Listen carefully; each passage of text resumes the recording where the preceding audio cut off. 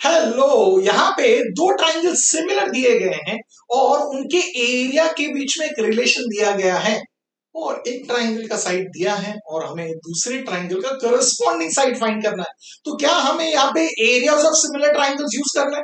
अगर यूज करना है तो क्यों यूज करना है, ये समझना जरूरी है और हम इस वीडियो में वही समझने वाले हैं और उसके स्टेप्स कैसे लिखने हैं वो भी डिस्कस करेंगे।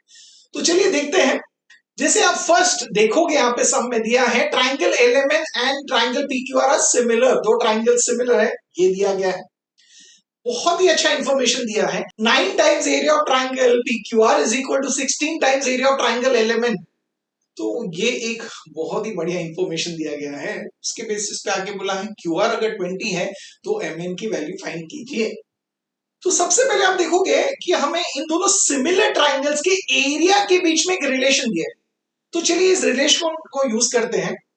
अब यहाँ पे हमें पता है ट्राइंगल सिमिलर है और हमें एरिया के बारे में इंफॉर्मेशन दिया है। अगर ट्राइंगल सिमिलर हो और उनके एरियाज के बारे में अगर हम डिस्कस करते हैं तो हमें पता है एक ही थियरम है जो हम यूज कर सकते हैं। कौन सा है वो? Theorem on areas of similar triangles. तो ये तो हमें पता है।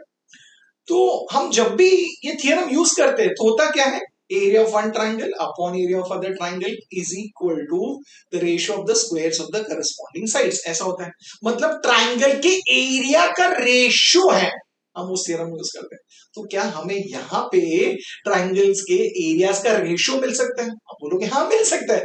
तो ये समझ में आ गया कि इस गिवन इंफॉर्मेशन को कैसे यूज करना है।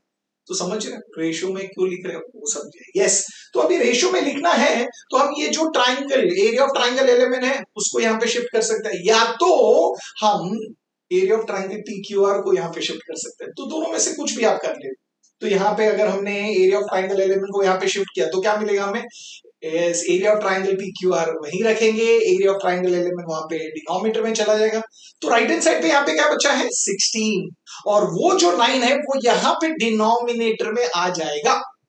अब इस गिवन इंफॉर्मेशन से हमें ये रिजल्ट मिल गया, राइट? ये हम आगे यूज करेंगे। तो वो यूज करने के लिए इसे एक रेफरेंस दे देते हैं, तो इसे मार्क करते हैं रिजल्ट नंबर 1। तो हमें ये रिजल्ट मिल गया। अब दिया क्या है यहाँ पे? जो दो ट्राइंगल्स है, ट्राइंगल पी क्यू आर है, ट्राइंगल एलिमेंट, उनके बारे में क्या दिया है हमें पता है, ये दोनों ट्राइंगल सिमिलर है। Okay, triangle LMN similar to triangle P Q R माने कि ट्राइंगल पी क्यू आर और ट्राइंगल एलिमेंट सिमिलर है। करेक्ट है? तो हम ऐसे भी लिख सकते हैं ना, triangle P Q R triangle LMN को सिमिलर। तो ऐसा क्यों लिखा? बिकॉज आप बोल रहे हो सर हमने यहाँ पे ratio area of triangle P Q R upon area of triangle है। ओके, तो अब ये दोनों ट्राइंगल सिमिलर हैं, तो अगर हम थियरम अप्लाई करते हैं, theorem on areas of similar triangles, तो हमें क्या मिलेगा? Area of triangle P Q R upon area of triangle LMN is equal to ratio of the squares of the corresponding sides. अब हमें पता है ऐसे 3 रेशियोज है करस्पॉन्डिंग साइड्स, हमें कौन सा लेना है?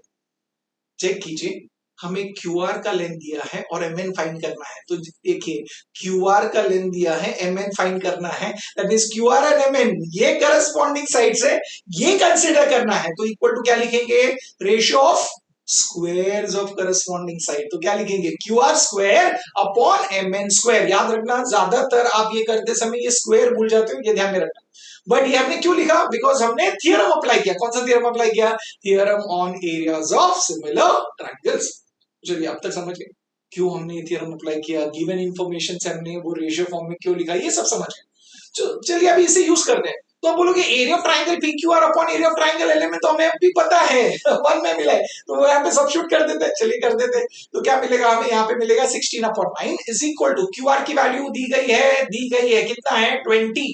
तो हम लिखेंगे 20 स्क्वायर अपॉन एमएन की वैल्यू नहीं है तो उसको ऐसे ही रखेंगे एमएन स्क्वायर। Very good. अब हमें एमएन की वैल्यू फाइंड करनी है। यहाँ पे mn स्क्वायर है, दैट मींस हमें स्क्वायर को हटाना है। तो क्या करेंगे? Square root. तो अब मुझे बताइए स्क्वायर रूट ऑफ 16 क्या है? आप बोलोगे स्क्वायर रूट ऑफ 16 तो 4 है। वेरी गुड, तो लिख लेते हैं वहां पे 4। तो स्क्वायर रूट ऑफ 9 क्या है? वो है 3। तो 4 अपॉन 3 आ गया लेफ्ट हैंड साइड में, इज इक्वल टू 20 स्क्वायर। इसका स्क्वायर रूट क्या होगा? 20। Very good. और mn स्क्वायर है, उसका स्क्वायर रूट होगा mn। अब देखिए बहुत सिंपल है। अब इस इक्वेशन से हमें mn की वैल्यू फाइंड करनी। तो आप बोलोगे mn तो इजीली फाइंड कर सकते हैं। तो अगर mn को यहाँ पे शिफ्ट करें, क्रॉस मल्टीप्लाई करें तो mn यहाँ होगा, तो that means left hand side में हमें क्या मिलेगा? mn into 4। तो mn को यही रखेंगे ना, और राइट हैंड साइड में क्या मिलेगा 20 into 3। ओके, सो राइट हैंड साइड में लिखते हैं 20 into 3 और ये जो mn है यहाँ पे डिनोमिनेटर में चला गया तो हमें मिलेगा 20 into 3/4। सुपर है ना, वेरी सिंपल। तो अब होगा क्या, 4 1 4 5 वेरी गुड।